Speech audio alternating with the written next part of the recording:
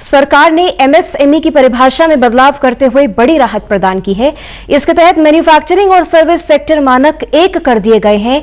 वहीं इन्हें ई मार्केट से भी जोड़ने का प्रावधान किया जा रहा है। सूक्ष्म, लघु और मध्यम वर्गों में विभाजित एमएसएमई के निवेश की धनराशि की सीमा में भारी बढ़ोतरी की गई है। वहीं टर्नओवर का एक अतिरिक्त मापदंड इसकी परिभाषा में जोड़ा गया है।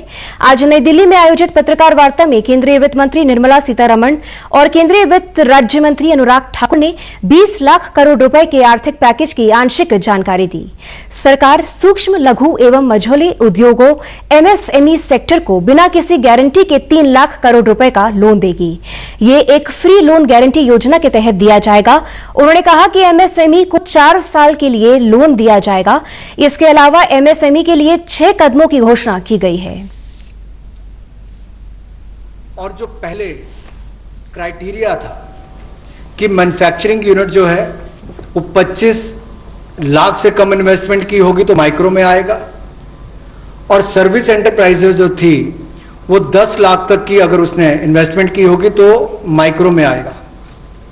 अब इसमें एक बदलाव किया गया है कि निवेश की लिमिट को तो बढ़ाया ही गया है, साथ में कारोबार को भी जोड़ा गया कि आपने व्यवसाय या कारोबार कितना उस वर्ष में किया है। तो इसको इन्वेस्टमेंट को बढ़ाकर माइक्रो के लिए 25 लाख से बढ़ाकर 1 करोड़ तक की जो इन्वेस्टमेंट करेगा वो माइक्रो यूनिट कहलाएगा। और ये मैन्युफैक्चरिंग और सर्विसेज दोनों के लिए एक ही क्राइटेरिया रहेगा। Collateral free automatic loan 3 lakh crore रुपए का मध्यम, सूक्ष्म, लघु, कुटीर और गृह उद्योग को मिलेगा। इसमें किसी को अपनी ओर से कोई गारंटी, कोई कोलेटरल देने की आवश्यकता नहीं है, और इसका समय सीमा भी 4 वर्ष की होगी, और पहले 12 महीने यानी कि पहला 1 वर्ष उनको प्रिंसिपल रीपेमेंट नहीं करना पड़ेगा। कंपनियों को ईपीएफ को लेकर दी गई राहत को अगले 3 और महीने तक जारी रखने की घोषणा की गई है। इसके अलावा निजी कंपनियों को अगले 3 महीने तक ईपीएफ फंड में 12% की बजाय 10% का अंशदान करना होगा। 200 करोड़ रुपए तक के सरकारी टेंडर में ग्लोबल टेंडर नहीं होगा। वहीं सरकारी निर्माण कार्यों की डेडलाइन को 6 माह तक के लिए बढ़ा दिया गया है। 200 करोड़ तक के टेंडर्स ग्लोबल नहीं होंगे, एक वो राहत दी गई। अब उसके बाद जो अभी काम हमारे कॉन्ट्रैक्टर्स कर रहे हैं देश भर में, चाहे वो रेलवेज का हो, सड़कों का हो, हाईवेज का हो, सेंट्रल पब्लिक वर्क्स का हो, अलग अलग डिपार्टमेंट्स के हों, क्योंकि कोविड के कारण ये समस्या खड़ी हुई, तब उनको 3 महीने से ज़्यादा 6 महीने तक की राहत इसमें दी जा सकती है एक्सटेंशन के रूप में। और जो सिक्योरिटी दी जाती थी पार्शियल, उसको रिलीज किया जा सकता है आंशिक रूप से।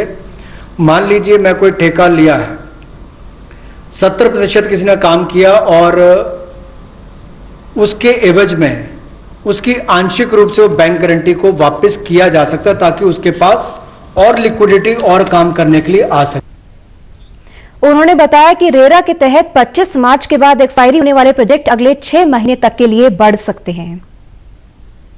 Ministry of housing and urban development ये राज्य की सरकारों को और यूटीज को एडवाइस भी करेगी कि उनकी जो रेगुलेटरी अथॉरिटीज़ हैं